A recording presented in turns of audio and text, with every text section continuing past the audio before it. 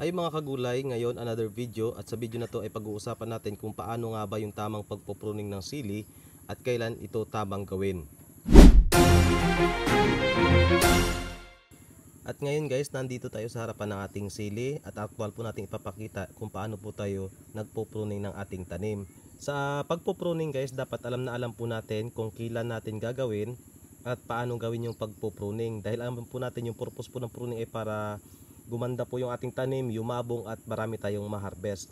Pero pag hindi po natin alam yung tamang pagpupruning, baka po magkamali tayo, instead na gumanda po yung maging resulta, baka mapunta po siya sa pagkakabansot ng ating tanim at pagkamatay. Kaya dapat po alam po natin yung pagpupruning po natin. At doon pala guys sa katanungan na kailan ba tayo nagpupruning o kailan yung tamang panahon ng pagpupruning, wala po tayong maibibigay dyan guys na saktong araw o saktong oras o saktong linggo mula pagkatanim. Dahil ang pagpupruning po guys ng ating tanim ay ibabase po natin sa actual mismong mukha ng ating tanim. Yan po yung ating pakakatandaan. Dahil po yung ating tanim guys na gulay ay hindi po yan sabay-sabay na lumalaki. Meron po talagang nauuna at meron pong nahuli. Kaya po hindi po talaga sabay-sabay yung pagpupruning natin at wala po tayong saktong oras. Ang didepende po tayo sa actual po na mukha ng ating tanim na gulay. Lalo-lalo na po doon sa pareho po nating organic farming, doon po talaga kalimitan na na-experience natin. Hindi po talaga sabay yung yung pagtataba kasi depende po sa quality minsan ng lupa. Lalo doon sa mga paso, hindi po pantay-pantay yung quality po ng ating lupa. Tulad po ng ating tanim na sili, sabay-sabay ko po itong tinanim pero may nauna na po ako na pruning dahil nauna po silang lumaki. Ayan po, mapapansin nyo po yan, yung ating isang sili. Napruning ko na po yan guys. At kaya po nakikita po ninyo na marami na po siyang sangang tumutubo. At ngayon guys, puputulin na po natin yung mga kailangan po nating tanggalin sa ating pagpupruning, ang ating first pruning dito sa ating tanim na sili. So mag-i-start po tayo. Yung dalawang dahon po na yan guys sa baba ay kailangan na po natin yan tanggalin kasi hindi na rin po yan siya nakakatulong. At yan po ay nagkukuha na lamang po ng nutrients. So yun na lang po yung purpose niyan. Wala na po siyang ambag dito sa ating tanim sa sili sa kanyang paglaki. At huwag kayong mag-alala guys, sa dulo po ng video na to ipapakita po natin yung resulta ng ating mga pagpupruning. So after nyo po guys matanggal yung maliit na hindi na kailangan, huwag nyo pong tatanggalin itong mga dahon na to. Tanggalin po natin yung talbos. Hindi po tayo puputol dito banda. Yung talbos lamang po yung kukunin natin. Din bahala na po siyang sasanga. Ito po yung talbos talaga niya. Pinuputol ko po yan guys dito banda. Yan siya.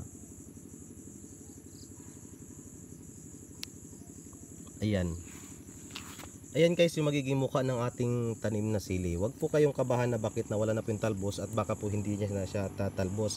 Tutubo po yan guys dito sa kanyang mga pagitan po ng dahon at saka main stem. Papapansin nyo ito guys, may tumutubo na po yan siya. Yan po kapag nagpruning po kayo at natanggal nyo po dito sa taas, ito po yung mga mabibilis pong maglaki kasi matututok po dito yung nutrients po na nakukuha po ng ating tanim na halaman sa ating po mga ginagamit na fertilizer. So ayun guys, tapos na po nating mapruning yung ating ibang tanim na silid na medyo malaki na at tamang panahon na para ipruning tulad po nito. So wala na siyang talbos, ganun din po yun, wala ng talbos. Ito siya, wala na rin po siyang talbos guys, na-pruning na rin po natin. Then ito na-pruning na rin po natin. At ito po hindi pa po natin na-pruning, ayun, yung maliliit kasi hindi pa nila panahon i-pruning kasi hindi talaga sila pwedeng i-pruning guys kasi papansin nyo, maliliit pa yung dahon nila. At kapag nag-pruning po tayo, ilan lang yung dahon nila, din madadamage po sila. Ito naman guys yung ating na-pruning ng 3 days ago. Yun mapapansin nyo po dyan. Nag-pruning po tayo 3 days ago. Then kanina ay follow-up pruning po tayo. So may follow-up pruning po yan after nyo po ma-pruning yung ating sili. After ko po siya ma-pruning ng 3 days, mapapansin nyo po dyan, tumubo na po yung mga kanyang mga sanga. Ayan. So ang dami. Instead na isang stem lang po yung lumaki, mas lalo pa pong dumami yung kanyang sanga. So makikita nyo po yan, may isang stem na pong tumubo. Ito, isa, dalawa, yun sa likod guys. Sa likod may isa rin. Ito. Tapos tatlo, apat, lima. So 5 po yung tumubo sa kanyang stem. Mula po sa isang stem na ating na-pruning, tinanggalan natin siya ng sanga, ay naging 5 na po siya, na times 5 po siya. Kasi nakaraan guys, isa lang po yan, lumalago na po siya at masyadong mataba. Kaya po nagpruning tayo para dumami po yung kanyang sanga. So sa pagpo-pruning guys, yung tinatawag po nating follow-up pruning, after 3 days ago tayo nag-pruning, naging ganito po siya, nagkaroon stem. Then kanina po nagkaroon po tayong follow-up pruning. Mapapansin nyo po, ito po yung kanyang malalapad na dahon. So pinuputol ko po yan after 3 days kapag ganito na po yung tumutubo na po yung kanyang mga sanga.